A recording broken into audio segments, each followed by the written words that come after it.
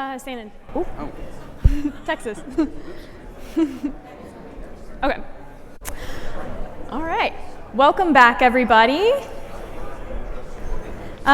Social media has become a crucial part of building and marketing brands in our increasingly online world.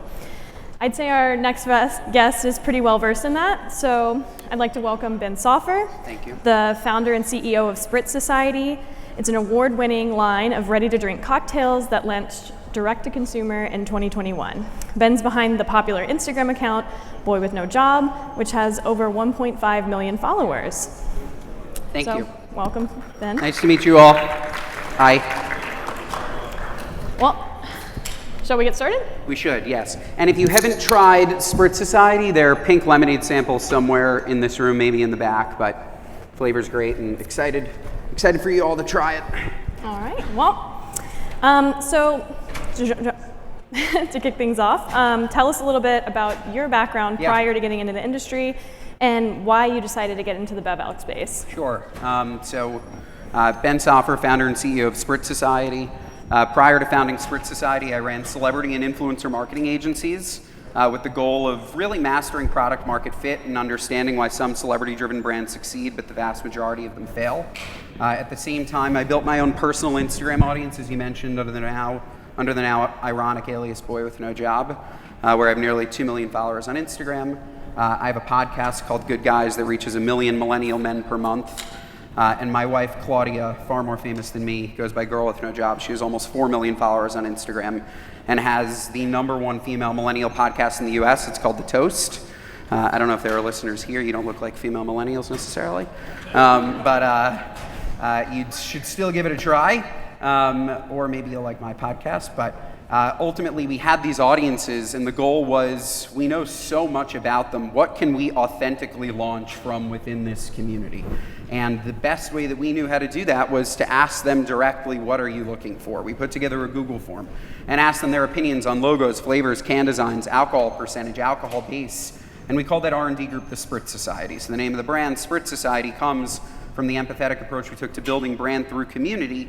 And what came out of that is, first and foremost, please prioritize taste. At the time, our consumers felt that the RTD industry was lacking products that really were flavor forward. So prioritize taste, and millennial women shockingly like to drink wine. They asked for a white wine base. They mentioned that they drink glasses of Pinot Grigio and Sauvignon Blanc at their leisure, and why can't we make a wine-based RTD that tastes great?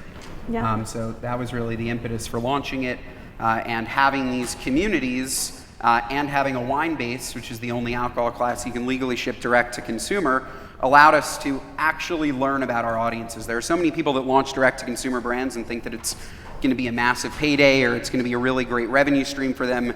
In actuality, the best use case for direct to consumer is learning where you should go into wholesale. So we sold online. We figured out, okay, here are our top 10 DMAs. Now let's go and bring on proper distribution and go and hammer retail with our own first-party data. I know my customer because my customer has purchased from me in Austin, Texas, so when I go and pitch Foxtrot on carrying pink lemonade, I know that there's already intent before that person goes into the store. So direct-to-consumer is a core function of everything we do, and we'll talk more about that, but I want to be very clear, it's more a marketing channel and a data outlet than anything else. Yeah, absolutely. So kind of in a nutshell, can you explain the brand proposition and just give some quick stats about what the product itself is? Yeah, so wine-based sparkling cocktails. The base is a white wine blend, nothing special, but we are completely real wine from Sonoma, California. The proposition is to make a wine-based product for millennial women. More often than not, you'll find these wine-based products are targeting a slightly older demo and ignoring the millennial woman. And we made a 8.4 ounce product. They asked for something that fit comfortably in their hand. They asked for something pretty. They love Instagram, they love following us on Instagram, but they also love posting pictures on Instagram. So could we make it colorful? Could we make it cute? When you pour it out, the color you'll see from pink lemonade is the color of the can. So in the on-premise, for example, it's served long stem wine glass, ice to the top, you pour it out, and it looks like a spritz that you would have ordered on the menu. So colorful, convenient, effervescent, targeted at millennial women. and most importantly, using our community of millions. Yeah. That is the real value prop. It's asking them, we asked them what they wanted, understanding what they wanted, delivering on that, and every single time we innovate, not ignoring that that's exactly how we started, and that's going to be how we're going to continue to find success. Yeah. So as we innovate, asking them again, what do you want? Or asking partners of ours that we work with, please ask your community what you're looking for, always putting the customer first. Totally. So I kind of want to talk about your target consumer, drawing from your personal demographic, like Yes. as far as your followers. So kind of how does your following demographic break down, and how does that overlap with your target consumer and how that consumer has changed over time? Yeah, so my wife's account is 92% millennial female, 8% millennial male. Mine is 60-40 female male. Okay. It's still very, very millennial female focused. In terms of has our audience changed? No, it hasn't changed. We're just now reaching their friends and their friends' friends. Ultimately, millennial women are still our core target. They're the ones that are going into retail stores and making purchase decisions. They're the ones who are excited to try new products, as opposed to men who are rather stubborn and will wait and wait and wait and eventually try something. So our core customer is still the millennial woman. We have so many millennial women still to try this product, but ultimately it's just going deeper in that community. Okay, gotcha. So how engaged would you say that people were online with this sort of creation process behind the brand? Very, very. They filled out a Google form, almost 50,000 of them put in their opinions on what we should make. Our Instagram account is incredibly strong right now, and people are very excited anytime we come locally into their city or state and do an activation, or if we're thinking about launching a new product. I don't know if we're going to talk about collaborations on here, so I don't want to jump to it, but you can talk. Okay, so collaborations are at the core of everything we do, and that's how Pink Lemonade even started. Pink Lemonade was our 5th SKU. We worked with an influencer. Her name is Lauren Bostic. She goes by the Skinny Confidential online, and she is a millennial woman herself. And she asked her audience of over 1 million people, what are you looking for in a collaboration with Spritz Society? And they mentioned that they were looking for a pink lemonade product, as her entire ethos is pink. And that allowed us to not only authentically launch a new product to our community, authentically launch a new product to her community, have a revenue generating activity online, but also see a net new, we saw 67% net new customers from that drop. Yeah. So ultimately, finding ways to authentically reach new people through collaborations is very, very core to us continuing to expand the brand. Awesome. And a great product to come out in the year of Barbie. Thank you. Yes. Yes. We did miss that part though. Like it just happened, but yeah, definitely. That's what we call kismet. Yes. Yes. All right. So, when did you know that you had something that could be widely successful? Honestly, the second that our community bought the product on day one direct to consumer, just like seeing how many people were so excited about what we've created, so excited to support us. And then on day 2, seeing how many retailers are filled with fans of ours that are looking to help us at least get our start. And so all of a sudden the doors were open, and it was like, if we can just execute on what we're trying to do here, we can find success. But it was a combination of people first buying it and then getting the consumer feedback that they loved it. And we now have a 47% repeat customer rate online, which lets me know that the product is really good. And it's not just me asking my mom if it's really good. That's really the key indicator of can you find success is, are customers buying it, and are they buying it again? And is it something that they're open to recommending to a friend? Yeah, and I think DTC is huge because they're willing to wait out that instant gratification. They are. You know? They are. And it's equally as exciting when we launch a wholesale market and see the cannibalization of direct-to-consumer, because we know that they are now going in store and shopping. Yeah, absolutely. So kind of continuing on that note, are you sort of backing off on your DTC strategy as you get into wholesale? No, because it is our main marketing channel. The more customers we can acquire online, the more first-party data we have to leverage in wholesale. Gotcha. The more opportunities we have to take zip code data and their emails and let them know that there's a tasting going on, Twin Liquor's here at Twin Liquor, or something like that, and drive our community into a specific retailer. Or if we're having an event in the market, we have our own first-party data of our customers who have already tried the product. So direct-to-consumer continues to be the most important customer acquisition and marketing tool for us. Yeah. It's just something that we will always use even as we expand in retail. Yeah, so you mentioned like emails, zip codes. Are there any sort of other interesting data points that you're able to acquire by doing your own DTC? The most valuable is email and text. Okay. Email and text. Because when they buy products, they're opting in to receive text messages and emails from us, even if they only bought it once. I'd say that that's the most valuable. But then, of course, zip code data and being able to layer that over. If I'm picking the top 150 HEBs to go into, I can specifically ask for, here's a specific set of stores that I think will have the strongest rate of sale, and as a result, because of our layered data from online. Gotcha. So how many states do you have distribution in? We're currently in 9 states with distribution, and it's funny, I was just talking about this before. Going deep, not wide, was something that I was told immediately when I launched this brand, and I have to tell you, 9 states is not deep. 9 states is wide. 9 states is, they're all, again, just like their own just set of new obstacles and challenges, and ultimately we are finding success in them, but if I could do it all over again, I would have started in 1 and then 2 and then 3, and ultimately what really helps the 9 is when you get into these large chains. Like, we're fortunate to be launching Target in March, which will be huge for the brand and specifically for our target consumer. No pun intended. It's the perfect account. Oh yeah, millennial women eat that up. Yeah, we recently launched Whole Foods, which is really helping. We recently launched Walmart, so slowly opening grocery and big box and relying on chains in those 9 states is helpful, but we're in 9 right now. Okay. And the goal is to be in 15 or so by the end of 2025.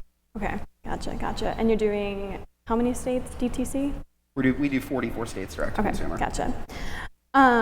So in the states that you have distribution, are you getting more attention from the wine and spirit side or from the beer guys? It's a great question. It depends on the state. It depends on its regulations. For example, in Alabama, we're fortunate to be a wine base so we can be sold in grocery. And we are with a beer distributor in Alabama. But in California, we're with Southern, and we are treated as a 6% wine product. So totally depends. We definitely use any distribution loopholes to our advantage by being a 6% wine product, and it gives us the ultimate flexibility in terms of who to use and where we're merchandised. And but we do best in the cold box, which is typically driven by beer. So yeah, totally. So kind of what about your proposition caught the attention of bigger or national retailers like Target?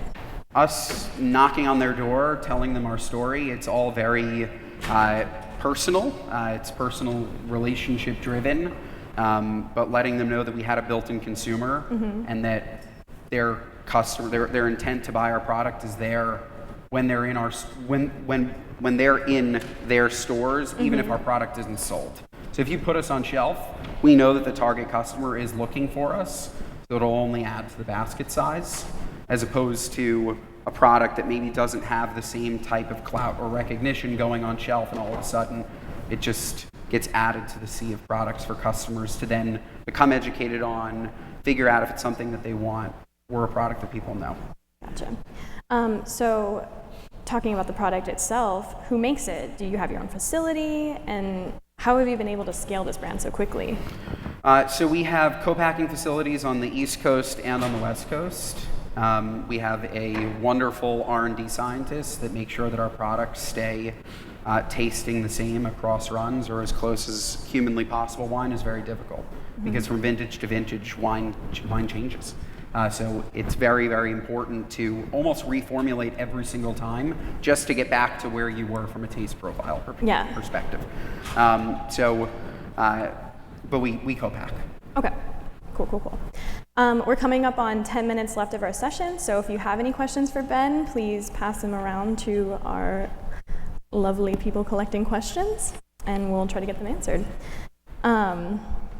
Okay, so kind of going back to the operations kind of side of things. So you're not from the bev alc world, but as you've built out your leadership team, have you recruited people specifically with bev alc experience? Yeah, we did. So my partner, Jake Lewin, who isn't here, he has great operational experience, not in bev alc either, but the day that we launched, we did hire some incredibly senior folks in beverage alcohol, and found out that just because you're senior in beverage alcohol doesn't necessarily mean that you are going to be the perfect fit for a startup. So I think that there's a big difference between operational excellence when it comes to a brand that's already very, very established, and then starting with a brand that can't necessarily meet MOQs, right? It's a very tall task to find the right co-packer, the right canning partner, the right wine vendor. All of that just takes really grit and determination, and folks on the team that are willing to really put in the work to figure out a puzzle that nobody has necessarily told them how to do yet, right? Yeah. So in short, we have a wonderful team. Many with several years of beverage alcohol experience, but I think that what's most important is just operational experience in general and having launched beverage brands. Gotcha. So kind of taking a step back with our audience questions here, somebody wants to know what percentage of your current sales are from DTC? We are 60-40 wholesale to direct to consumer. Okay. And the goal over time is to be 99-1 wholesale to direct to consumer. We make more money. It's funny, everybody thinks it's the opposite. We make more money in wholesale than we do direct to consumer because the most expensive part of this entire equation is UPS. UPS is far more expensive for us than distributor margin. So again, they're non-competitive. The goal is buy it online, rebuy it in store. That's the absolute dream scenario. But it's so much less expensive for me to drive trial online where you're buying it than it is for me to pay $300 and do a tasting at a liquor store. So if I can cut that part out of the equation at least a little, I can become so much more profitable so quickly by using direct to consumer as that tasting engine to drive to retail. Yeah, absolutely. And I think it's funny how you say people assume that when you cut out the middleman or whatever, you would make more money, but as all of our readers know, beer or wine-based spritzers is heavy, so. There's always a middleman. Like this idea of cutting out the middleman doesn't exist. Like unless I'm throwing like a 4-pack of spritz on my back and walking to somebody's house. Like there's a middleman no matter what. So totally. Ultimately it's about finding the best middleman that will help support the brand. Yeah. So how are you leveraging your D2C technology and data to tackle wholesale? By looking at customer data information, layering over zip code data as we discussed, and figuring out what specific cities within a state are going to have the strongest rate of sale. Our goal as a young company is not to go into a store and not move off shelf. We're trying to go into stores that are the target demo for our customer and make sure that when we place it, we can properly activate it and it flies off. So being very selective with who we work with from a retailer perspective, and not just taking every opportunity because it's high case volumes. Gotcha. I want to kind of go back to your kind of bread and butter. So being a social media led brand, how does that impact your marketing strategy? It's everything. It allows us to, again, gather first-party data that most simply don't have access to. They think they know who their customer is, but I actually know who my customer is. It cuts back on marketing expenses significantly. Like we ran some back of napkin math, and over the first 2.5 years of business, we saved approximately $20 million in marketing, just from what you would have needed to pay on a cost per post basis from not only us, but our friends and family community of influencers that totals over $100 million. So being able to lean on the fact that we are a media property has been absolutely essential to building this brand, and I don't know how you can build a brand in today's day and age without that. Yeah. It provides all of the authenticity and all of the reach, and the amount of money that we would have needed to have spent to cut through any of the noise would have crippled us. Yeah, totally. So kind of going back to your audience, so with every sort of flavor or innovation launch, did you kind of go back to your followers for these sort of like quasi focus groups? Yes, so most recently and I think it was our most exciting launch. In April of 22, we put out an April Fool's joke online that we were launching a Pickle Spritz and thought that everybody would find it disgusting. And I was shocked. I received thousands of emails like, hey, actually pickles are having a moment. Like, pickles are it. Like, you should really think about making this. And brands reach out to us all the time and want to work with us, which is unique because they want to leverage our audience the same way that we want to leverage theirs. And we reached out to Clausen, the original refrigerated pickle from the 1800s, and said, let's make this. And we did 6 figures in revenue in 6 days, sold out our collaboration. There was 600 million traditional media impressions. We were in 40 state set-top boxes. Like, it was completely viral, the Pickle Spritz by Clausen. And that, again, came from listening to the community. Like, I never would have made it. Like, it felt so off-brand for us, and it's so funny. We made such a delicious product. It's going to be a staple for years to come. We're bringing it back direct to consumer, but then it'll become a seasonal retail item that we end up launching in collaboration with Clausen, and we're going to do some cross merchandising in grocery with their actual pickles. And so by listening to our community, we are able to innovate with what they actually want, not what this larger, like if you asked a group of millennial women about a Pickle Spritz in a different forum, they never would have said that would have been their preference, right? Yeah. But it was. Yeah, so. Absolutely. And I'm excited to know that I can buy a Pickle Spritz in the future. Yes, you can. You can. So a big topic from the last couple of days is kind of talking about this proliferation of SKUs and retailers and just kind of like the nonstop flow of innovation. So what do you think sets Spritz Society's products apart kind of on that increasingly crowded shelf? Taste, 1. 2, awareness around the brand that it exists, which is, again, something that startups have issues with all the time, just getting that awareness. We have that. And lastly, packaging. Like, if you see this pink lemonade packaging on shelf, there is nothing that looks like this at retail. And it just pops. You're going down the aisle, it catches your eye, and it pops. So I'd say that's what really sets us apart. Yeah.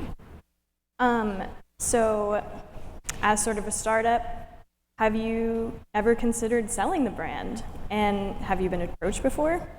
We have been approached, and the goal here is to build the best brand we possibly can for the community that we have, because we are so indebted to our community. It's a two-way street, right? Like, we asked them, what do you want? They told us what they wanted. They're now buying the product. They're so in this with us. And the idea of selling the brand and having the brand change and having our customers for even 1 minute think that we did something selfish at the wrong times is not what we want to do. So, of course, we are interested in selling the brand at some point, but the goal is to build the best brand that we can in the image of the community that helped us build it and stay true to that. So if there was a potential acquisition, making sure that we stayed on and stayed true to the brand, that it was still the same taste profile that they came to love, and that it still stood for the same things that they helped build. Gotcha. So kind of for our last question here, I want to hear about what are your top goals and priorities for 2024 for Spritz Society? Really finding a way to win early at Target, honestly, is a huge thing for us. It's been the most requested retailer to date. We've been given a really amazing shot in spring resets, and so that is a big moment for us. Continuing to innovate, but not be afraid to kill the SKUs that are no longer performing the way that maybe they were. Like, our audience is very interested in what's new, and we can't have 8 SKUs on shelf. We can't. And being comfortable with killing SKUs and investing in the ones that are doing incredibly well. And then lastly, really just hammering in on these community-driven events. So finding ways to get our audience together and have them experience the product together is a big focus for us this year.